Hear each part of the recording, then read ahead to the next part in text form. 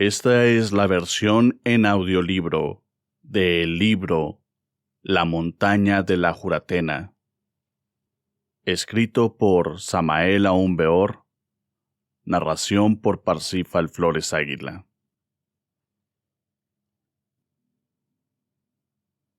Capítulo 1. La montaña de la Juratena. Oramame, el viejo ermitaño, andando por los caminos del mundo, se internó un día por la selva espesa de un viejo país. Oramame había nacido en Bogotá, capital de ese soleado país cuyo nombre es Colombia. Oramame, el viejo ermitaño, habitaba en la selva espesa de aquel viejo país. Cierto día lleno de sol, Oramame, fatigado por el camino, lleno de hambre y sed, llegó a una cabaña y pidió de comer. Oramame era un verdadero místico lleno de amor y sabiduría. Cuando Oramame se sentaba a la mesa, su cena se volvía mística. Recordemos al Maestro Jesús, el Cristo. Cuando el Divino Maestro quería enseñar algo especial a sus discípulos, los invitaba a cenar. Para el viejo Oramame, la cena era una verdadera unción mística. Así pues, aquel día lleno de sol, Oramame tenía hambre y sed. Durante la cena, el viejo ermitaño estaba silencioso. Oramame escuchaba la plática de unos viejos montañeros de la comarca que no sabían leer ni escribir. Aquellos sencillos campesinos de rostros quemados por el sol del trópico hablaban de la montaña de Juratena. Decían cosas insólitas, cosas extrañas. «Oye, hoy va a llover», decía uno. Otro lo interrogaba diciendo, «¿Por qué?». «Ah», contestaba otro, ¿no oyeron ustedes el enorme ruido de piedras que rodaban de la Juratena anoche?» «Claro que sí oí», decía otro. Así continuaba la plática de aquellos montañeros de la selva que no sabían leer ni escribir. Así hablaban. Y Oramame, el místico solitario, escuchaba.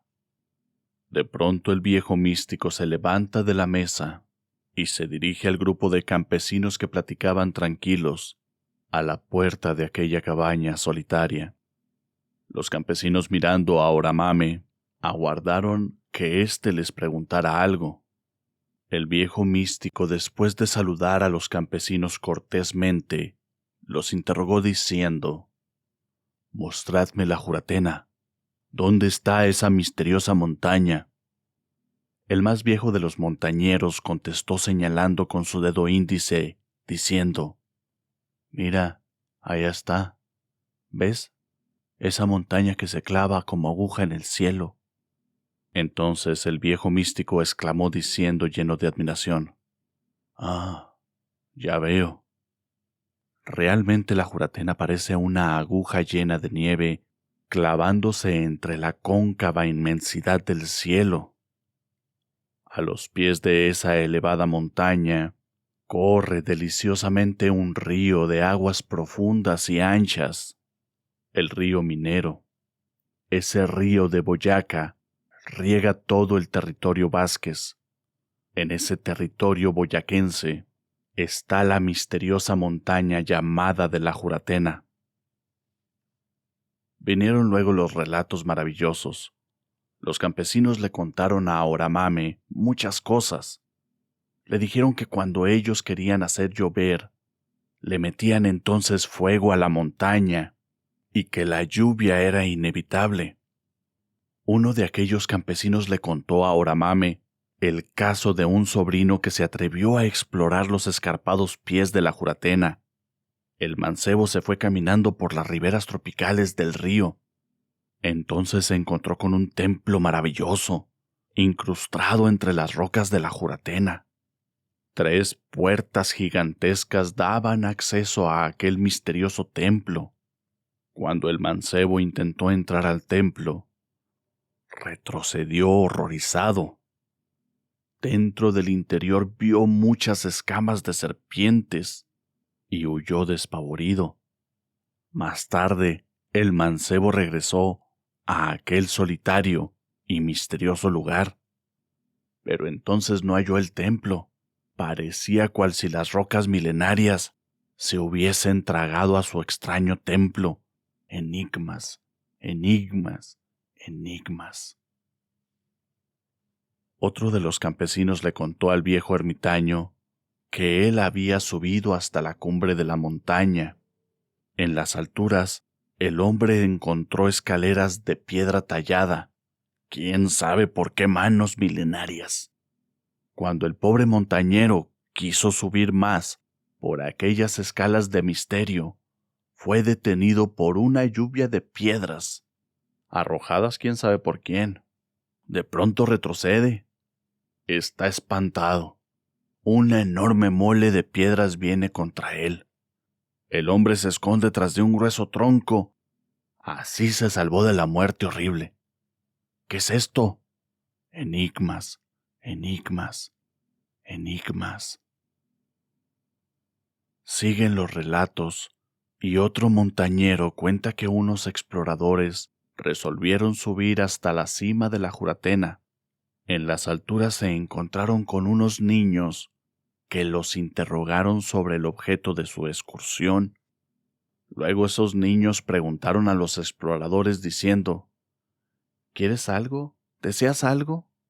Los exploradores respondieron: haz que nosotros podamos hallar un pez bien grande en el río, porque tenemos hambre. Los niños hablaron entre sí diciendo: vayan allá, en el río hallarán lo que han pedido. Cuando los exploradores bajaron de la montaña, echaron el anzuelo al agua de aquel río, y ciertamente sacaron un enorme pez, con el cual se prepararon una deliciosa cena. Aquellos campesinos estaban extáticos, hablando maravillas de la Juratena. Oramame escuchaba y meditaba. Se decían muchas cosas de aquella montaña misteriosa. Unos ingenieros alemanes que recorrieron la montaña aseguraban que dizque la montaña era rica en esmeraldas. Aquellas selvas impenetrables estaban llenas de un aire de misterio. Millones de aves de todos los colores llenaban la umbría de cantos inefables. Aquí y acullá solo se veían gigantescos árboles centenarios y profundidades insondables, pobladas de reptiles y changos. Los habitantes de aquella selva temen al tigre que se esconde tras de cada mata. La selva es un misterio, un mundo de extrañas sorpresas que el hombre desconoce totalmente. En la selva existen leyes y fuerzas desconocidas para los físicos y los químicos. Hay cosas en la selva que el hombre académico de la ciudad ni siquiera sospecha.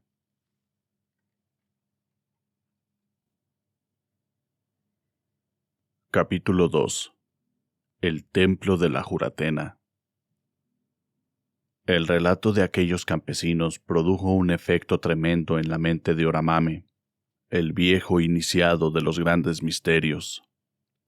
Quería el místico intentar el ascenso a la nevada cima de la Juratena. Empero la cosa era difícil. Había que llevar víveres para 15 días, internarse entre la vorágine de aquella selva tan profunda. El viejo místico no tenía dinero como para pagar un guía y comprar víveres. Una mañana, antes de salir el sol, el viejo iniciado combinó sabiamente el sueño con la meditación. El anciano tenía mucho sueño. Se hallaba dormitando. Fue entonces cuando resolvió meditar profundamente sobre la montaña de la Juratena. El resultado fue maravilloso. Vio Oramame una nube que envolvía a la montaña de la Juratena. La nube se fue disipando lentamente y entonces apareció ante la vista clarividente del viejo místico un templo magnífico con su cúpula maravillosa y magníficas columnas de mármol. Un camino conducía hasta la magnífica catedral de aquel maravilloso templo. Oramame se había desdoblado sin saber cómo ni a qué hora. Ese desdoblamiento fue el resultado de la meditación sabiamente combinada con el sueño. El viejo místico caminaba ahora en cuerpo astral con dirección al templo. Un grupo de maestros con sus túnicas de gloria salían ahora a recibirlo llenos de alegría y amor. Oramame estaba en éxtasis. No hay mayor placer que aquel de sentirse el alma desprendida.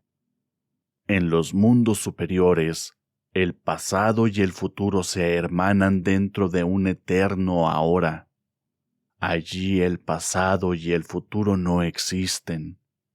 Allí la vida es un eterno presente, un eterno ahora, un eterno instante. Cuando el viejo Oramame cruzó el umbral del templo sagrado de la Juratena, los santos iniciados de aquel santuario sagrado le entregaron una cuchara de plata en cuyo cabo podía leerse la siguiente inscripción: Alimento de la Fraternidad Universal Blanca. La cuchara contenía miel de abejas pura. Invitado por los santos maestros, aquel viejo místico penetró dentro de un santum maravilloso del templo de la Juratena. Dentro de aquel santum podía verse el candelabro de 7 brazos, todo de oro macizo. En el centro había una mesa y algunas sillas.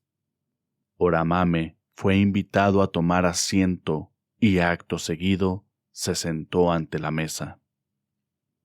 Un gran adepto de la Logia Blanca, sentado también a la mesa, se colocó frente a Oramame. Aquel viejo adepto vestido con su túnica de gurú, con sus ojos penetrantes y divinos, mirando a la frente del místico, parecía examinar internamente al viejo iniciado. Oramame, lleno de éxtasis, exclamó: «Maestro, yo he venido a pedirte la iniciación. Dame la iniciación.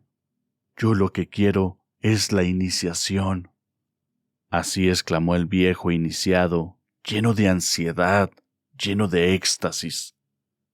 El santo gurú de la Juratena, lleno de una terrible serenidad que causaba asombro, contestó: «Te daré el pan de la sabiduría». Esas palabras del gurú conmovieron deliciosamente el alma del viejo iniciado. En esos instantes entró en el santum otro maestro del templo. Aquel maestro traía una bandeja de plata. En la bandeja de plata había unos panes. Aquel humilde siervo que traía la bandeja, después de ponerla sobre la mesa, hizo una venia respetuosa y se retiró. Entonces el gurú, que en esos instantes instruía a Oramame, tomó la cuchara de plata que el viejo místico todavía tenía en su mano y vació su contenido sobre aquellos panes. Luego dio a comer aquel pan maravilloso a Oramame. El viejo místico, comiendo aquel pan con miel de abejas pura, meditaba en su simbolismo maravilloso. Cuando el viejo místico hubo acabado de cenar, el maestro tomó nuevamente la palabra y dijo: «Ahora te tomarás un frasco de aceite de ricino en ayunas. Es necesario que limpies tu estómago». El viejo místico comprendió que algo importante habría de suceder y que por lo tanto era urgente tener su estómago bien limpio. Terminada la visita, el viejo iniciado se despidió del gurú y regresó a su cuerpo físico después de haber recibido la bendición del santo gurú. Aquella experiencia interna fue maravillosa. El viejo iniciado se sentía lleno de una vitalidad maravillosa. Muy temprano el místico se encaminaba a la farmacia más cercana y compró un frasco de aceite de ricino. Ya de regreso a su casa, el viejo iniciado, obedeciendo las órdenes del gurú de la Juratena, se tomó el aceite de ricino. Comprendió el místico que debía limpiar su estómago, porque algo maravilloso le aguardaba. La visita al templo produjo en el místico una deliciosa voluptuosidad que duró en él varios días. No hay mayor placer que aquel de sentirse en alma desprendida. Existen muchos templos maravillosos en estado de jinas. Aquí en México tenemos nosotros el templo de Chapultepec, donde moran también muchos santos maestros. La Juratena es uno de esos templos jinas. La Juratena es un gran templo de la Logia Blanca.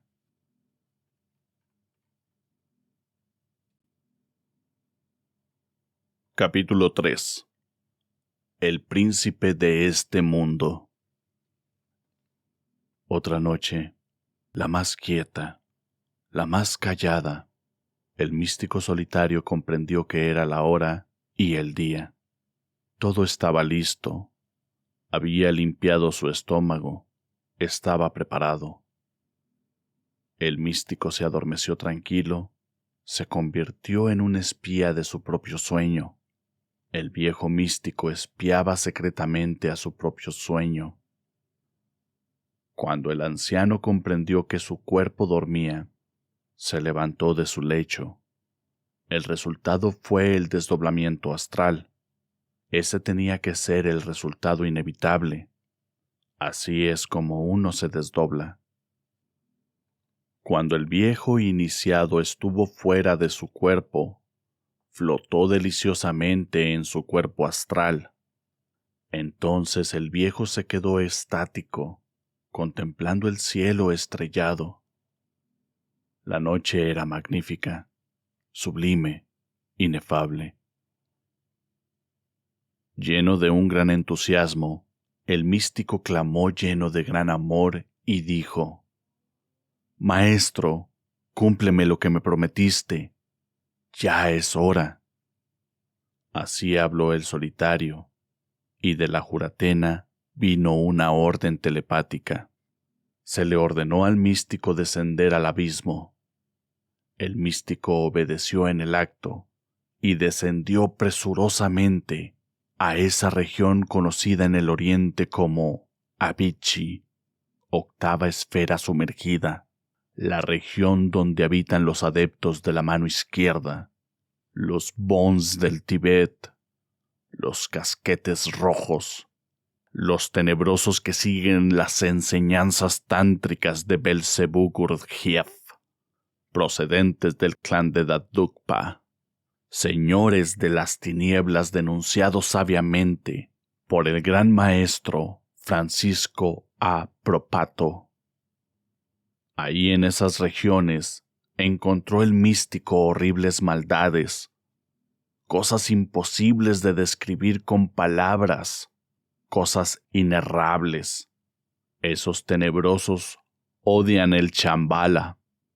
Dicen que el Chambala es la ciudad del terror. Afirman que el Chambala es lo negativo, la violencia, la fuerza foática, ciega, etcétera, etcétera, y 50,000 y más cosas absurdas. Realmente los servidores del Mahamara odian al Shambhala, porque allí vive el Cristo con su cuerpo que resucitó al tercer día de entre los muertos. En el Shambhala viven también con el Cristo Jesús muchos grandes maestros cuyos cuerpos datan de millones de años atrás, hijos de la resurrección. Por todos estos motivos, los discípulos de Bons y Tugpas odian a Shambhala. En el abismo, el viejo iniciado fue atacado por bestias horribles.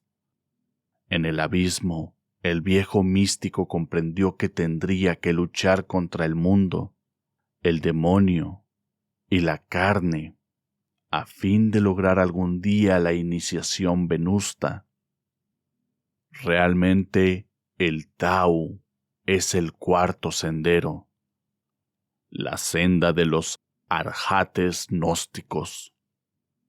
Allí, en el abismo, encontró el viejo místico un horrible cementerio, un panteón espantoso y fatal. Ese era el panteón de sus recuerdos, el cementerio del ayer lleno de tumbas y tumbas, las tumbas de los recuerdos, las cosas del ayer. Realmente el yo, el mí mismo, el ego, no es más que un manojo de recuerdos. El anciano vagó por entre los sepulcros del pasado, y sobre cada losa sepulcral vio una llama fatua que ardía, la llama del pensamiento. Ciertamente, el pensamiento es una función de la memoria. Solo terminando con el doloroso proceso del pensar, adviene a nosotros la verdad. Todo lo entendió el solitario, todo lo comprendió, y cuando quiso salir de aquel cementerio horrible, vio un grupo de gigantescos espectros que en la enrejada puerta funeral le cerraban el paso. También vio allí una pobre alma que sufría lo indecible y no podía salir de aquel cementerio porque los espectros del ayer le cerraban el paso. Esa alma sufría lo indecible. Junto al místico iban algunos chelas que acercándose a la pobre víctima la bendijeron. Luego se acercó el místico y comprendió que esa era su pobre alma esclavizada del ayer, atrapada por el némesis, por el karma, por la horrible rueda del samsara. El viejo místico se movía en esos instantes en su propio ser interno. El íntimo estaba lleno de éxtasis, y acercándose a su pobre alma la bendijo lleno de amor. Entonces aquella alma exclamó así: ¿por qué veo sobre tu cabeza una luz azul tan divina, tan distinta a la de tus compañeros? Ah, exclamó el místico, es la luz de mi amor, alma mía, ven, sígueme.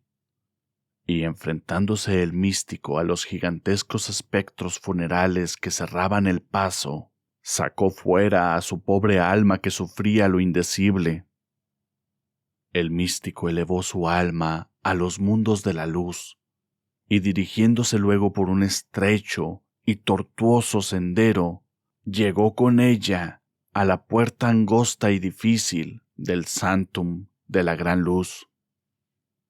Allí, en la puerta del Sanctum inefable de la Gran Luz, lo aguardaba su santo gurú. El místico amaba a su gurú. Todo lo que el místico había aprendido se lo debía a su gurú. El gurú de Oramame era un lemur. Ese lemur tenía el elixir de la larga vida. Ese lemur había nacido en Lemuria y conservaba el cuerpo lemur con el maravilloso elixir de larga vida. El sendero Tao nos conduce a la liberación final. El sendero Tao nos confiere el nirvana, y si renunciamos al nirvana, podemos pedir entonces el elixir de la larga vida. El arcano AZF es el fundamento básico del sendero Tao. El yogi que no haya recibido el arcano AZF en el Aryavarta Ashram no será jamás otra cosa que un teorizante inútil, un repetidor de luces prestadas. Eso es todo. Cuando el viejo místico quiso entrar al Sanctum, su alma se transformó en un escorpión que le hirió su mano con el aguijón. Ciertamente el escorpión simboliza los órganos sexuales. Nosotros fuimos heridos por el escorpión. Nosotros salimos del Edén por la puerta del sexo. Solo por esa puerta podemos retornar al Edén.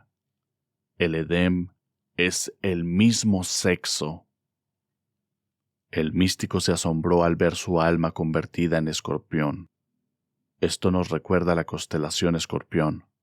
Realmente Escorpio influye sobre los órganos sexuales. Empero, el escorpión nos hiere con su aguijón. Salimos del Edén por las puertas del sexo. Solo por esa puerta podemos retornar al Edén.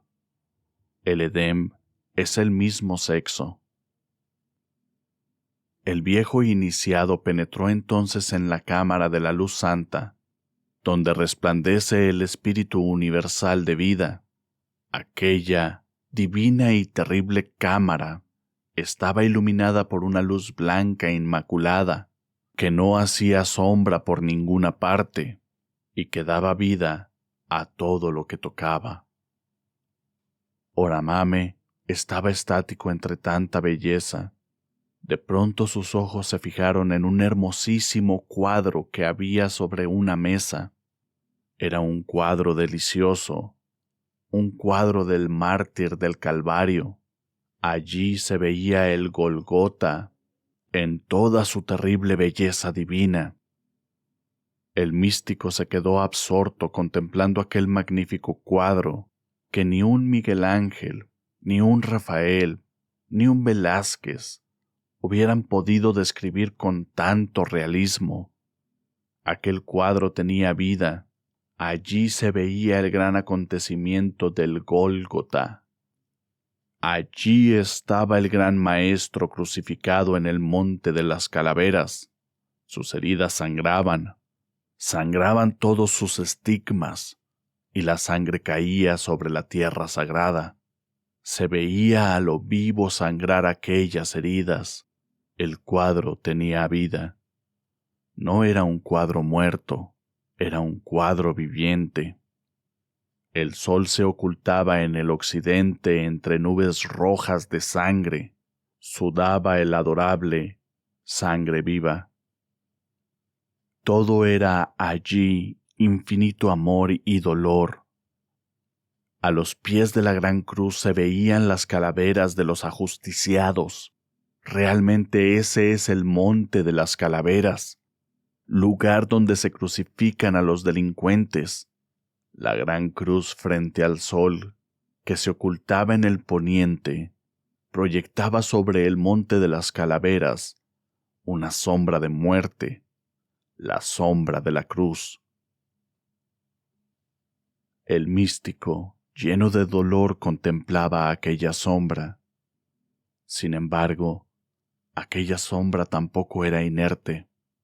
Parecía perfilarse, moverse, tenía vida propia. La sombra iba tomando forma humana. De pronto asume la real figura del ser humano y se sienta resueltamente frente al viejo místico que sorprendido la contempla. Aquella sombra parecía una mujer vestida con túnica negra. Empero, no tenía ojos, tenía cuencas. Era un espectro vestido de negro. Era la muerte. Aquella figura desencarnada, horrible, miraba terriblemente al viejo místico, miraba con sus cuencas funerales. Estaba dotada de una fuerza hipnótica terrible.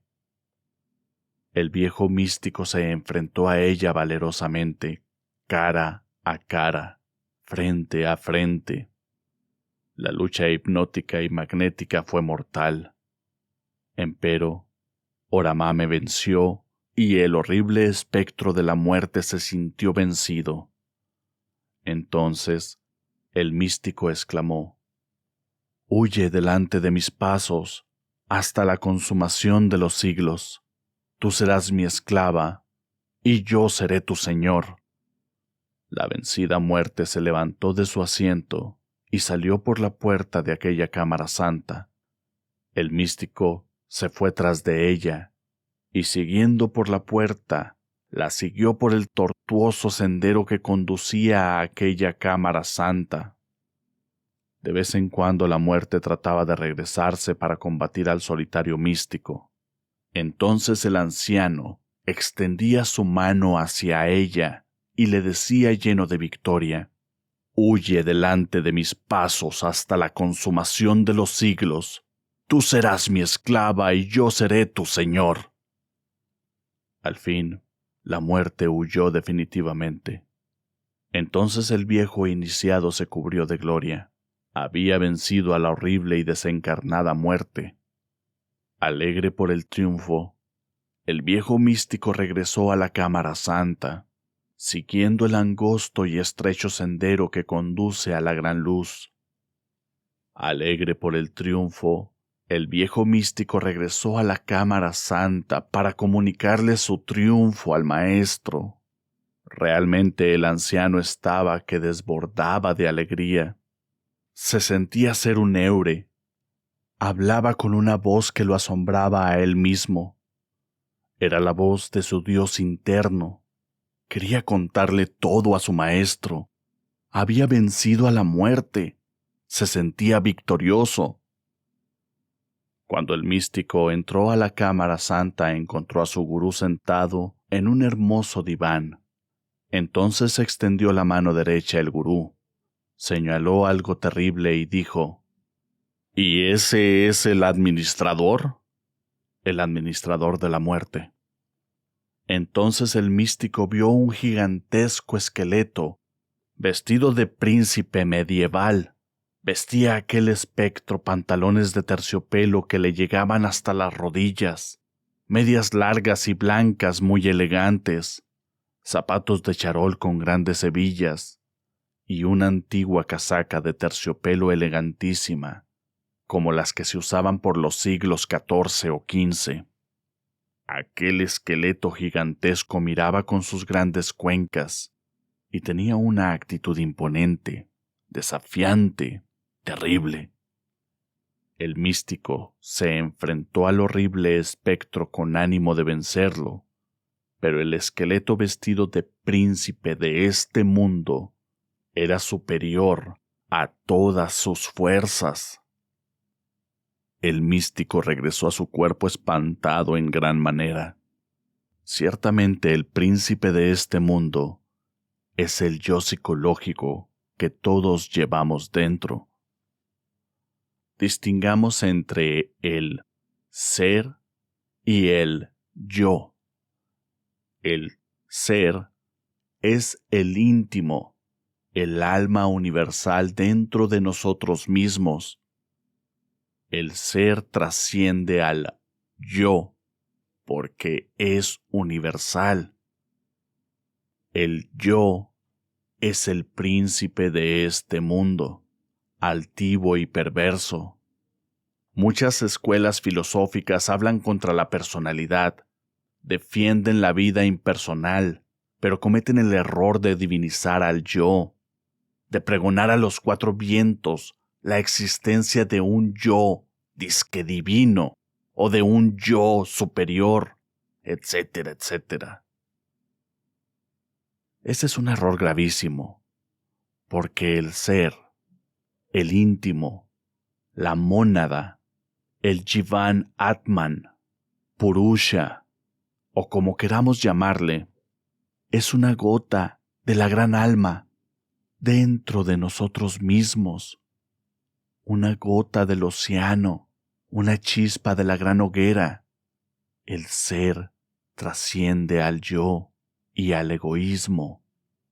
El espíritu individual no existe. Solo existe el espíritu universal de vida. Hay que acabar con la individualidad porque todos somos uno. Solo existe el Espíritu universal de vida. Ese gran Espíritu universal de vida tiene como el mar olas grandes y pequeñas, dioses y devas, elementales y hombres, el íntimo del hombre y de la bestia, del dios y del deva, no son sino esas diversas modificaciones del Espíritu universal de vida. La gota debe sumergirse en el océano, y el océano en la gota. Elena Petrovna Blavatsky dijo: la herejía de la separatividad es la peor de las herejías. Si las olas del mar hablaran, dirían así: nosotras, las olas, somos todas el océano. Nosotras somos el mar. Así es el Espíritu universal, como el mar. Todos somos uno.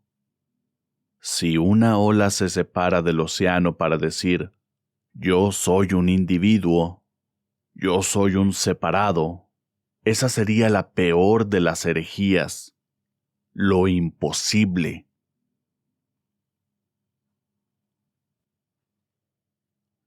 Capítulo 4. Los tres traidores de Hiram Abiv. Los tres traidores de Hiram Abiv se llaman Sebal, Ortelud y el tercero es Toquín. Los tres traidores fueron decapitados, las tres cabezas fueron echadas al fuego y las cenizas lanzadas a los 4 puntos de la tierra, a los 4 vientos. Esos tres traidores están dentro de nosotros mismos. Esos tres traidores son el dragón negro de las 3 cabezas, los 3 rebeldes. El primero es el rebelde de la naturaleza. El segundo es el rebelde de la ciencia. Y el tercero es el rebelde de la verdad. Esos 3 rebeldes son, en la Biblia, Core, Datón y Abirón. El primero es el que golpea a Hiram con la regla. Así los justos son asesinados en nombre de la ley y el orden. El segundo golpea a Hiram con la palanca. Así es como los prejuicios y creencias de cada época llevan a la muerte a los grandes iniciados. El tercero remató a Hiram con el martillo. Así es como la violencia de cada época asesina a los justos y prohíbe la difusión de la doctrina secreta. Estos 3 traidores controlan los 3 cuerpos llamados astral, mental y causal, voluntad. Los grandes clarividentes han estudiado estos 3 vehículos, pero desgraciadamente no han estudiado lo que hay dentro de ellos. El astral está controlado por Sebal, el padre del deseo. El mental está controlado por Ortelu, el horrible demonio de la mente. Y el cuerpo de la voluntad, causal, está controlado por Estoquín, el terrible demonio de la mala voluntad. Estos 3 traidores constituyen eso que se llama el príncipe de este mundo. La víctima inmolada es siempre el Cristo interno de todo hombre que viene al mundo. Hiram es nuestro Cristo interno. Hiram es el Rey Sol. El Rey ha muerto. ¡Viva el Rey! Cristo fue asesinado por 3 traidores: Caifás, el sumo sacerdote, Judas Iscariote y Pilatos. Nosotros necesitamos resucitar al Cristo dentro de nosotros mismos. Necesitamos encarnar al Verbo dentro de nosotros mismos. Esto solo es posible decapitando a los 3 traidores. Los 27 maestros que salieron a buscar al primer traidor se dividieron en 3 grupos de 9. Estos 3 grupos practicaron por el oriente, por el mediodía y por occidente. Esto nos recuerda las tres puertas del templo: hombre, mujer, sexo. Solo bajando a la novena esfera, el sexo, podemos encontrar al príncipe de este mundo, para decapitarlo. Los maestros encontraron al primer traidor escondido entre la caverna del deseo. Así el maestro decapita al primer traidor. Así el maestro se presenta ante el rey Salomón, llevando en una mano el puñal y en la otra la cabeza del primer traidor. Así es como el maestro exclama: «Conmigo viene la venganza». El segundo traidor fue hallado por el segundo grupo de 9 maestros, metido dentro de la caverna de la mente, a cuya puerta está siempre el perro del deseo. Los maestros lo llevaron prisionero a Salomón. Esto sucedió a los 18 días de la partida. En la tarde y en momentos en que terminaban los trabajos del templo, Salomón le hizo abrir el cuerpo, le cortaron la cabeza y le arrancaron el corazón. Estos 18 días nos recuerdan al arcano 18 del tarot. Realmente los enemigos secretos y ocultos de la mente nos acechan para desviarnos de la sendera de la iniciación. Solo 9 maestros encontraron al segundo traidor. Solo bajando a la novena esfera, logramos decapitar al segundo traidor. El tercer grupo de 9 maestros encontró al tercer traidor y tuvo que defenderse con mucho valor, porque el tercer traidor se defendió heroicamente con el hacha de la mala voluntad. Lo más grave es que el tercer traidor intentaba lanzarse al abismo. Siempre la mala voluntad y la desobediencia nos hace caer al abismo. Las 3 cabezas fueron colocadas sobre 3 pértigas guarnecidas de hierro a la puerta del templo. Luego fueron echadas al fuego.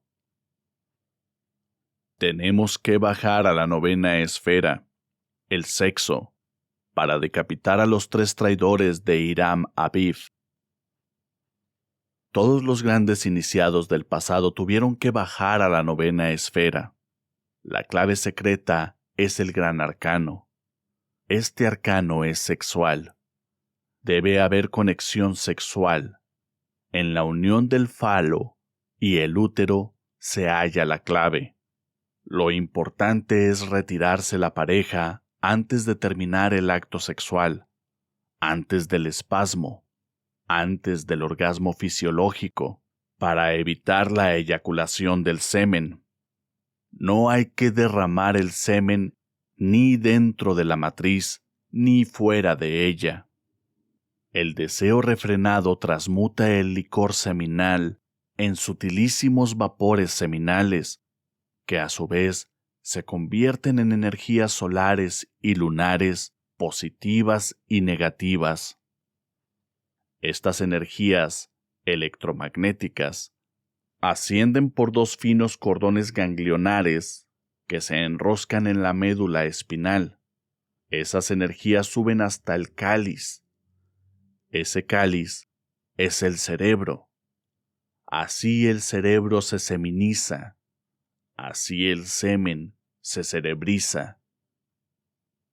El secreto sexual es el arcano AZF. Con este arcano se logra la entrada al Edén. El Edén es el mismo sexo. Nosotros salimos del Edén por la puerta del sexo. Solo por esa puerta podemos entrar al Edén. Nadie puede entrar al paraíso por puertas falsas. Tenemos que entrar por donde salimos. Esa es la ley. Cuando las corrientes solares y lunares de nuestro licor seminal hacen contacto con el coxis, cerca del triveni, entonces despierta la culebra ígnea de nuestros mágicos poderes. El flujo ascendente de la energía del tercer logos a lo largo de nuestra médula espinal es la espada flamígera con la cual decapitamos al príncipe de este mundo. Con el arcano AZF, todo ser humano puede despertar el Kundalini y convertirse en un gran maestro de la logia blanca.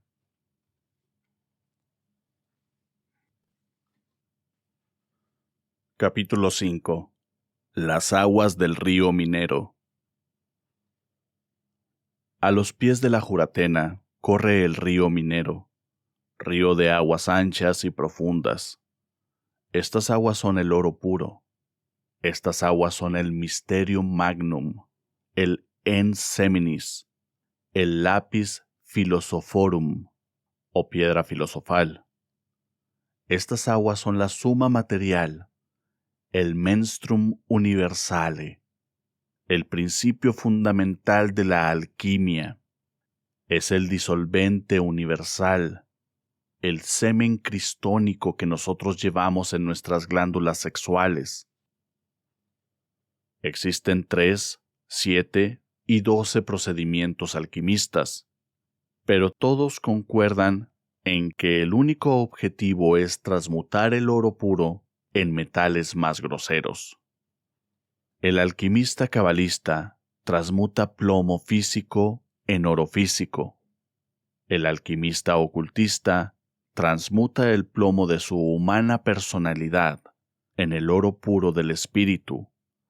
La clave secreta es el arcano AZF. En alquimia existen 3 aspectos: el cósmico, el humano y el terrestre. Estos 3 aspectos están representados por el azufre, el mercurio y la sal. El semen es el único elemento que existe en la naturaleza. La química clasifica a los metales como distintos elementos, pero realmente solo existe un elemento único y universal. Ese elemento es el semen de nuestras vesículas seminales. La transmutación de un metal en otro es posible porque solo existe un único elemento universal, el Ens Seminis. Reduciendo todo metal a su semen, se puede transformar en oro purísimo. Reduciendo nosotros a nuestro semen, por medio del arcano AZF, no derramando el semen jamás en la vida, nunca, jamás, triunfamos, transmutamos el plomo grosero de nuestra personalidad en el oro puro del espíritu. Así elaboramos el niño de oro de la alquimia.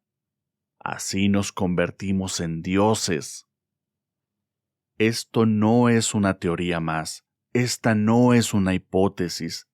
Este es el único camino que nos convierte en dioses. Esta es la única clave. Todo lo que no sea por este camino sexual es perder el tiempo miserablemente. El agua es la gran madre o vaca sagrada de la India. Esta gran madre está simbolizada en todas las teologías, con millares de nombres lunares. Ella es Isis, Maya, María, Lucina, Diana, Ataesina, Calquihuitl, Adonía, Insoberta, etcétera, etcétera, etcétera. Esto es muy interesante, saber que las predicaciones del Divino Maestro Jesús el Cristo están siempre junto al lago, la fuente o el mar. Jesús se bautizó en el Jordán. Jesús comenzó a predicar en Cafarnaúm, ciudad marítima de Galilea. Jesús en las riberas del lago encontró sus pescadores, sus discípulos. Jesús caminó sobre las aguas de un lago en un estado de ginas. Ese lago es el Genezaret. Ese lago es Jainazaret o Gina. Queremos decir con esto que ese lago estaba encantado. En parte se hallaba sumergido dentro del plano astral, en ese estado de yinas.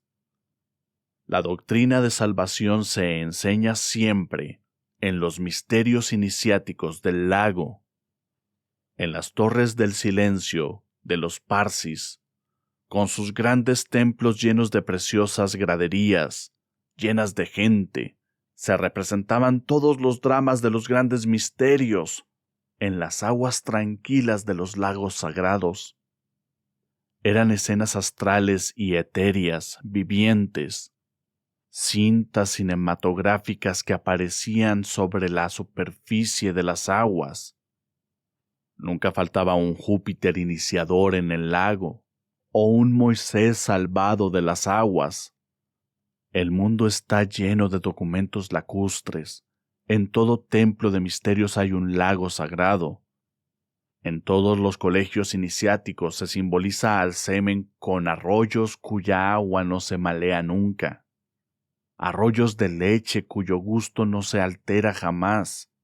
Arroyos de vino, delirio de los que beben, y arroyos de miel pura, como el que se halla contenido en el pan de la sabiduría.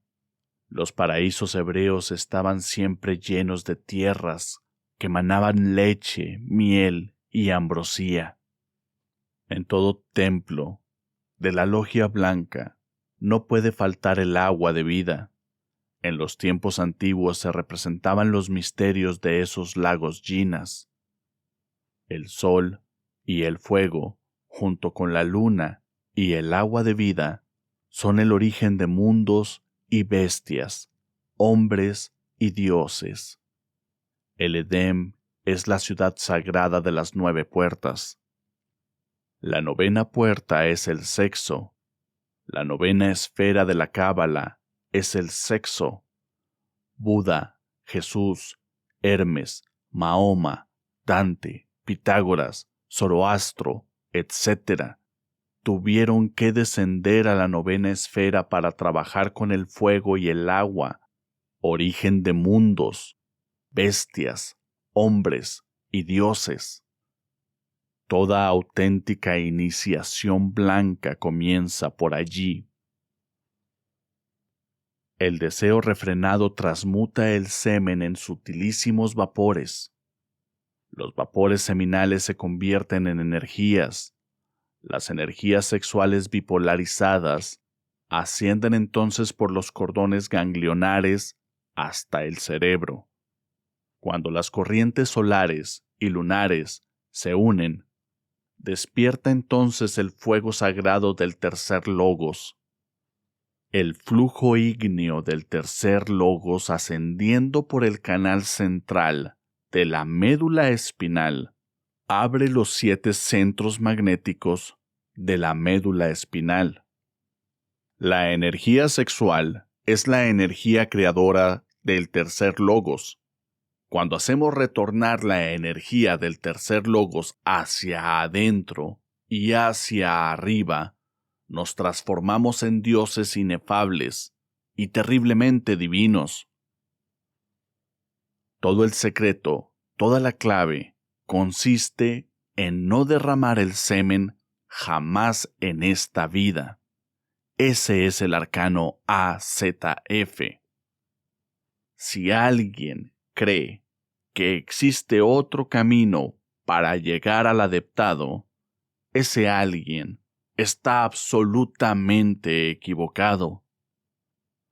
En nombre del eterno Dios viviente que creó el cielo y la tierra y las cosas que hay en ella, yo, Samael Aún Beor, juro por el que vive por siempre jamás, que solo y únicamente con el arcano AZF nos podemos transformar en dioses omnipotentes.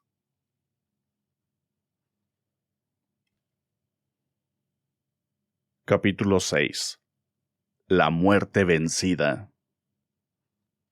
El fuego del tercer logos es un fuego espiritual que sube por el canal central cuando trabajamos con el arcano AZF.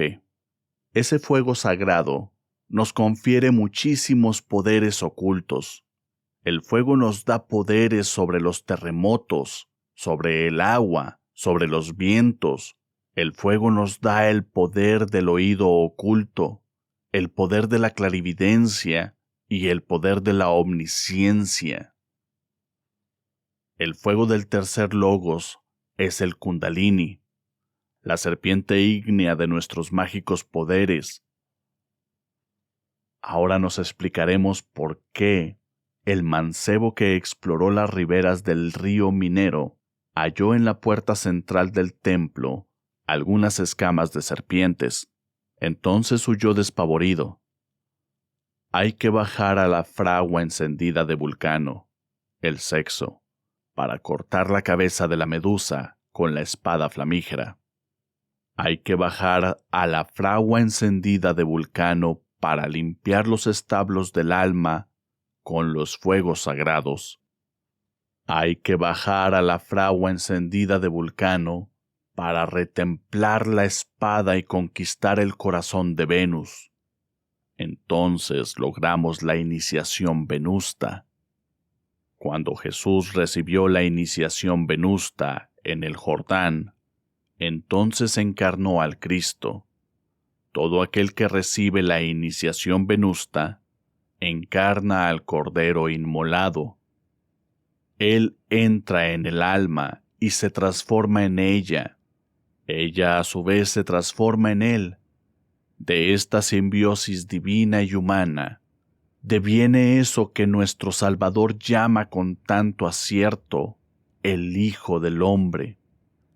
Entonces ya somos dioses. No hay otro camino para llegar a esas alturas. El que diga que existe otro camino realmente es un necio. Podemos llenarnos la cabeza de teorías, podemos hacernos miembros de muchas escuelas, podemos envejecer estudiando, pero si no trabajamos con el arcano AZF, no despertamos el Kundalini ni tampoco nos convertimos en dioses. Seremos pobres teorizantes, eso es todo. La única clave que existe en la vida para volvernos dioses es el arcano AZF. No existe ninguna otra. Es el único camino. Todo iniciado que haya trabajado en el magisterio del fuego tiene derecho a recibir el elixir de la larga vida. Entonces el iniciado puede conservar su cuerpo durante millones de años. Cuando el iniciado recibe el elixir de larga vida, muere, pero no muere. En ese caso, el iniciado pasará por la misma muerte y resurrección de nuestro Señor Jesucristo. Al tercer día el Gran Maestro llegó en cuerpo astral ante su santo sepulcro. Entonces el Gran Maestro invocó a su cuerpo, y éste, incorporándose, se levantó con gran estruendo y penetró dentro del plano astral. Los ángeles de la muerte no habían roto el cordón que conectaba el alma con el cuerpo físico. Dentro del plano astral, las santas mujeres en sus cuerpos astrales trataron el cuerpo del maestro con ungüentos aromáticos. Después, recibiendo órdenes supremas, el maestro recibió su cuerpo. El cuerpo flotando dentro del plano astral se paró sobre la cabeza astral y entró dentro del alma del divino maestro. Así quedó el maestro resucitado, con su cuerpo en estado de jinas. Queremos decir con esto que el cuerpo del maestro está dentro del plano astral. En ese estado se presentó a los discípulos de Emaús y cenó con ellos. En ese estado se presentó ante los 11. En ese estado le demostró a Tomás su propia resurrección. Después, el maestro se fue para el Shambhala, país secreto del Tíbet oriental.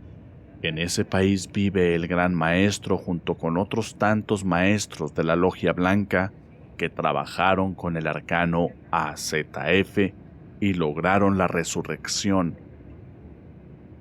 Según las tradiciones mahometanas, sabemos que el maestro de Mahoma, era un hombre de Ginas, cuyo cuerpo era inmortal. Había logrado el elixir de larga vida. Khedr era considerado por los maometanos como profeta.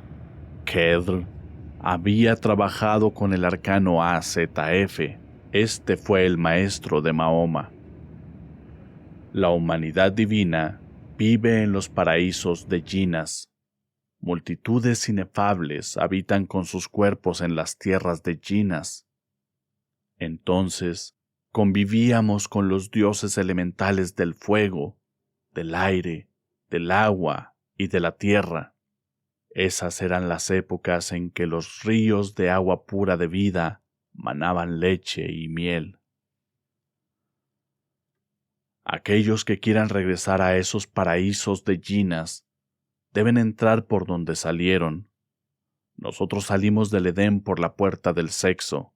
Solo por esa puerta podemos entrar al Edén. El Edén es el mismo sexo. Cagliostro, el enigmático y poderoso conde, era un habitante de las tierras Ginas. Vivió en las épocas de Jesucristo, fue amigo personal de Cleopatra, trabajó para Catalina de Médicis, fue el conde Fénix en Rusia, etc. Ese hombre era inmortal, ese hombre curaba enfermos, transmutaba el plomo en oro y hacía diamantes.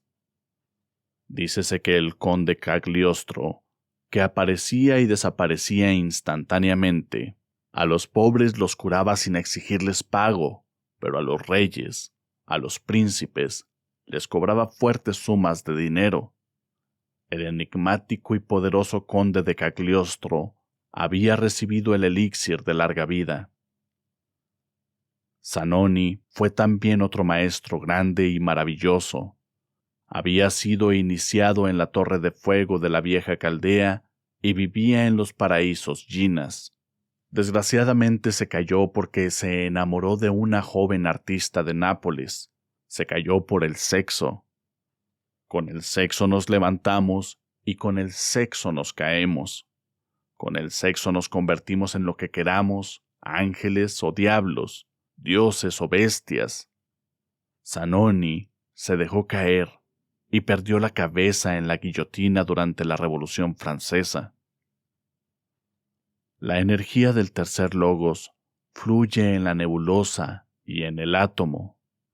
La energía del tercer logos organiza el vértice atómico y el vértice de todo universo. Exteriorizada hacia afuera y hacia abajo, nos convierte en demonios. Cuando hacemos retornar hacia adentro y hacia arriba, nos convertimos en ángeles. El laboratorio del tercer logo son nuestros órganos sexuales. El tercer logos es el Espíritu Santo. El fuego del Espíritu Santo sube por el canal central de la espina dorsal. Moisés fue discípulo de un gran maestro de los paraísos Ginas. Moisés supo hallar a su gurú en la confluencia de los dos océanos. Ese gurú, después de instruir a Moisés, se sumergió dentro del plano astral. Sin embargo, ese gurú tenía cuerpo de carne y hueso. Era un inmortal de las tierras Ginas. Cuando decapitamos al príncipe de este mundo, vencemos a la muerte. Entonces exclamamos: «Huye delante de mis pasos hasta la consumación de los siglos. Tú serás mi esclava, y yo seré tu señor. ¿Dónde está, oh muerte, tu aguijón? ¿Dónde, oh sepulcro, tu victoria?» Si después de leer usted, querido lector, este audiolibro, quiere seguir de fornicario, eyaculando miserablemente el licor seminal, no se queje después de su mala suerte. No diga que la logia blanca no lo ayudó. Los fornicarios se convierten en demonios. Si usted no nos cree a nosotros, no nos importa. Lo único que nos interesa es darle la clave secreta de la iniciación. Si usted desprecia esta clave, después tendrá que buscarla con lágrimas de sangre. Esa es la ley. Es el némesis. Es el karma. No pierda el tiempo usted teorizando. Practique con el arcano AZF.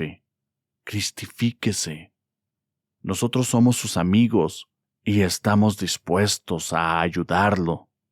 Hay que sublimar las energías sexuales al corazón con la palabra pura.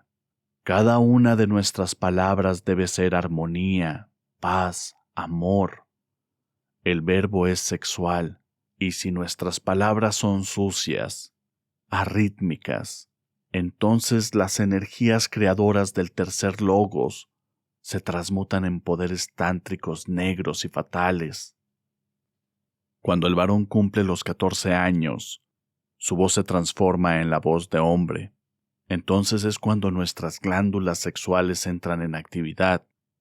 Esto nos hace ver la íntima relación que existe entre la laringe creadora y los órganos sexuales.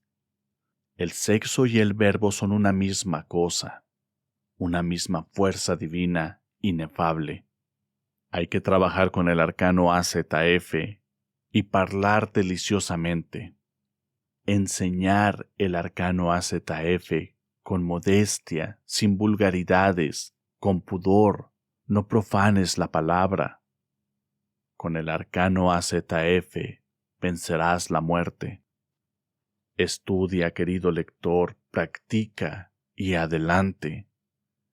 Que vuestro Padre que está en secreto y que vuestra bendita y adorable Madre Kundalini os bendiga vuestro propio ser. Samael Aun Weor.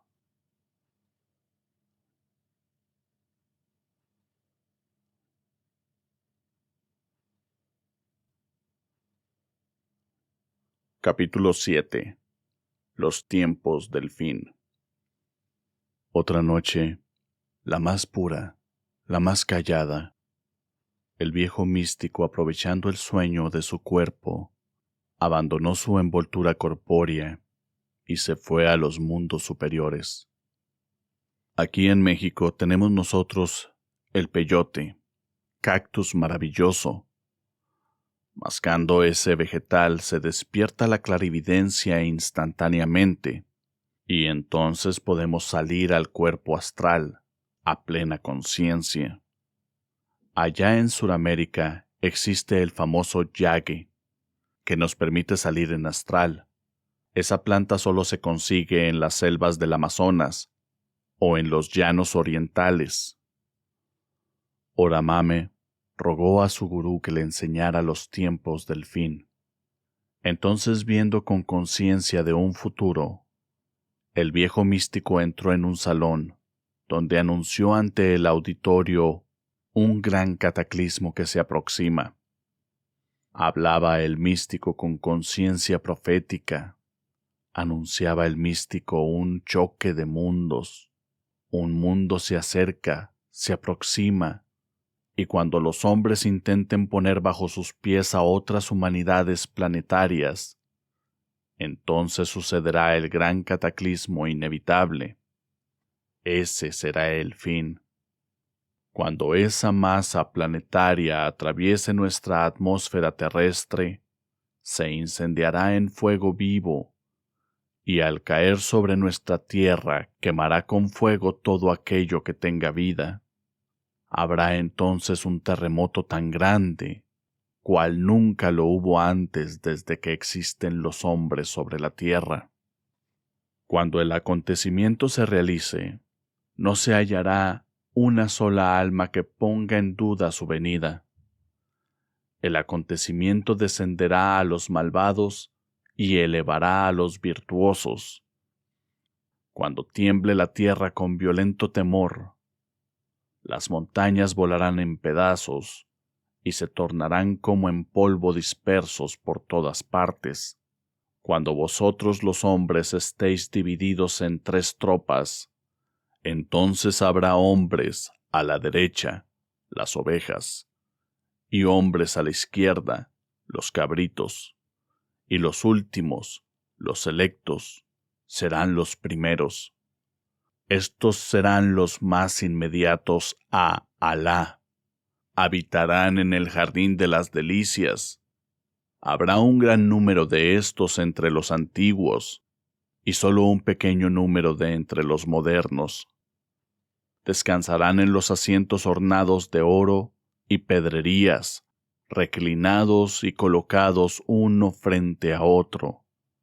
En torno a ellos circularán jóvenes eternamente jóvenes, con cubiletes, garrafas y copas llenas de una limpia bebida que no les producirá ni dolor de cabeza ni aturdimiento, con frutos que escogerán a su gusto y carne de esos pájaros que les gustan tanto. Tendrán bellezas de grandes ojos negros, bellezas semejantes a las perlas cuidadosamente ocultas. Tal será la recompensa de sus obras. No se oirán palabras frívolas, ni dichos que produzcan pecado. Solo se oirán las palabras paz, paz. Los hombres de la derecha, los felices hombres de la derecha, permanecerán entre los árboles de loto sin espinas, y bananos cargados de frutos desde la cima hasta abajo, bajo sombras que extenderán a lo lejos, cerca de una agua corriente, en medio de los frutos, en abundancia que nadie cortará, y a los que todos se podrán acercar y descansar en elevados lechos. Nosotros en una creación aparte hemos creado las bellezas del paraíso. Hemos conservado su virginidad. Queridas de sus esposos y de un ángel igual al suyo serán destinadas a los hombres de la derecha. Habrá un gran número entre los antiguos y un número entre los modernos. Sura 56, 1 al 39 y 76 al 77, Corán. Estos versículos del Corán confirman nuestra profecía sobre los tiempos del fin. El viejo místico profetizaba la gran tragedia. El viejo místico hablaba y las gentes se reían de él. Viviendo con conciencia de futuro, el anciano anduvo por las calles de una gran ciudad anunciando los tiempos del fin. Nadie le creía, todos se burlaban del místico. Esa ciudad era Babilonia, la grande, la madre de todas las fornicaciones y de todas las abominaciones de la tierra. El solitario en su cuerpo astral entró a un laboratorio científico. Ahí vio el anciano a un gran gigante acostado en el suelo. Ese gigante tenía el aspecto de un gran intelectual. El gigante dormía y los científicos le extraían la energía atómica del cerebro y del corazón.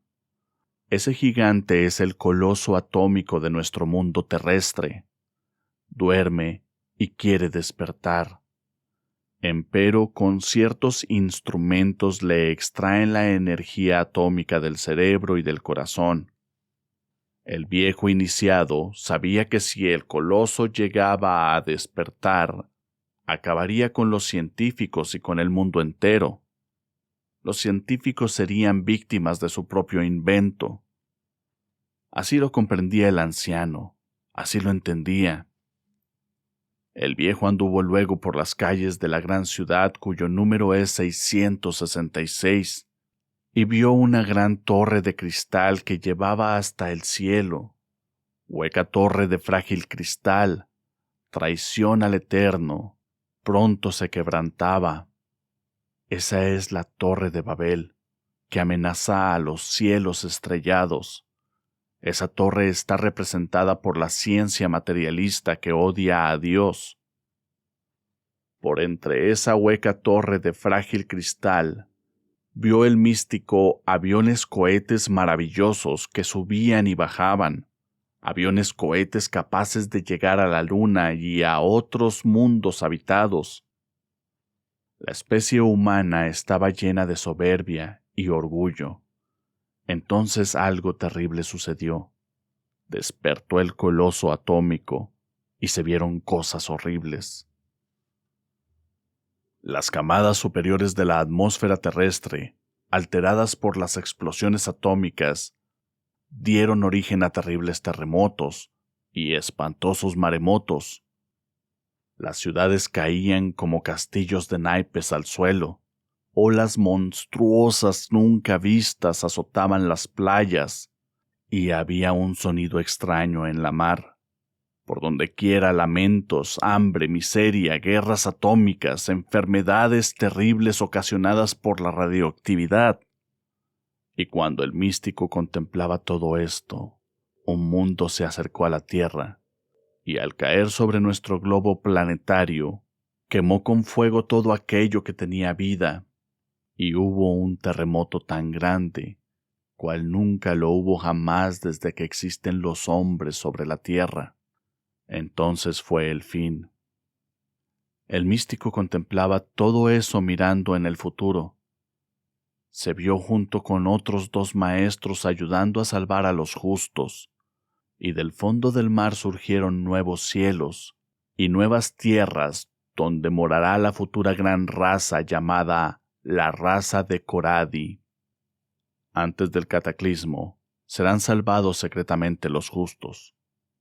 Otra noche el viejo iniciado vio inmensas multitudes de seres humanos entrando en las grandes ciudades, humanos de Venus, de Mercurio y de Marte. Los venusinos encabezaban el desfile, pusieron sus discos voladores sobre camiones nuestros, y eran bellos de rostros y pequeños de estatura. Los mercurianos eran algo más altos y llenos de gran sabiduría, los marcianos de la misma estatura nuestra, pero menos sabios, hombres de conciencia futura, eso es todo. Entonces, el místico entendió que antes del gran cataclismo final seremos visitados oficialmente por otras humanidades planetarias, y advertidos muy severamente. Si no obedecemos, entonces será el fin. Empero se nos dará la oportunidad para escuchar la ley y el orden. Empero, el hombre de la tierra no escuchará y caerá bajo el filo de la espada de la justicia cósmica. Los hombres se han lanzado a la conquista del espacio. Ya estamos a punto de conquistar la luna. Dentro de muy pocos días veremos al hombre en la luna. Esto es inevitable. Cada paso que demos en la conquista del espacio estrellado nos acerca al fin. Las bestias humanas no tienen derecho a sojuzgar otras humanidades planetarias. Cuando el hombre acabe con la fornicación y el adulterio, cuando el hombre se humille ante el Eterno, entonces realmente se habrá ganado ese derecho a la navegación interplanetaria. Empero, el hombre quiere conquistar los espacios estrellados a la brava, a la fuerza, y el resultado será la caída de la Torre de Babel con la cual hoy, como ayer, amenazaba los cielos estrellados. El año 1966 significa algo muy grave para el mundo. En el 60 caerá la torre fulminada, y entonces el clero católico sufrirá mucho. Los rusos están a punto de conquistar la luna. El ser humano caminará por ese satélite y hallará que en la cara invisible de la luna hay vida vegetal, mineral, animal, etc. La luna es rica en petróleo. La guerra entre el este y el oeste es inevitable. Habrá guerra atómica. Se pelearán en la tierra, en las aguas, en los aires, etc. Los ejércitos orientales invadirán América del Norte por el estrecho de Bering. Estados Unidos será vencido y Nueva York será convertida en cenizas dentro de muy poco tiempo. Las explosiones atómicas alterarán la camada superior de la atmósfera terrestre. Entonces ya no podrá filtrar los rayos solares y veremos el sol de un color negro. La luna será roja como sangre, porque se la tomarán los rusos. Así se cumplirá todo lo que el Cristo anunció para el fin de los tiempos. Los tiempos del fin ya llegaron y estamos en ellos. Las lluvias traerán graves inundaciones por todas partes. El hielo de los polos se está derritiendo. El deshielo de la capota polar traerá frío y terribles inundaciones. Ese es el resultado de las explosiones atómicas. El Vaticano está a punto de ser destruido. El Papa Juan XIII andará por distintos lugares del mundo. Todas las conferencias de paz y todos los arreglos diplomáticos fracasarán inevitablemente. Todos los países de la Tierra serán sacudidos por grandes terremotos. Un mundo gigantesco se acerca a la Tierra y verticalizará el eje terrestre. Entonces veremos escenas dantescas. Cuando ese gigantesco orbe kármico se acerque demasiado a la Tierra, todo ojo lo verá, y entonces el hombre enviará un maravilloso cohete bien tripulado con gente científica que llegará a la Luna. Ese gigantesco orbe kármico traerá guerras a muerte y se llevará al abismo a los perversos de este siglo. Rusia y los Estados Unidos no podrán arreglar nada y al fin irán a la guerra y a la muerte. En el año 1962 comienza la nueva era de Acuario. La nueva era significa el advenimiento del Cristo y la caída de esta gran Babilonia, la muerte de esta raza perversa y un cataclismo espantoso. Empero, esta vez, los justos no pagarán por los pecadores. Esto sucedió ya una vez, y ese tiempo pasó. Un mundo que se atrevió a crucificar al Cristo está de hecho absolutamente fracasado. Será destruido. Empero los justos serán salvados secretamente. De estos justos saldrá la futura gran raza. Habrá cielos nuevos y tierras nuevas para los justos. Justos son los castos. Todo aquel que derrame el semen, aunque sea casado, es de hecho por tal motivo un violador de la ley, un fornicario. Para ellos, para los fornicarios, el abismo y la muerte segunda. Esa es la ley. Que se preparen los gnósticos para la gran catástrofe que se acerca. El día ni la hora nadie la sabe, sino el Padre. Empero esto está ya a las puertas. Fin. Samael Aún Weor. Esto concluye la narración del libro La montaña de la Juratena, escrito por Samael Aún Weor, narración por Parsifal Flores Águila.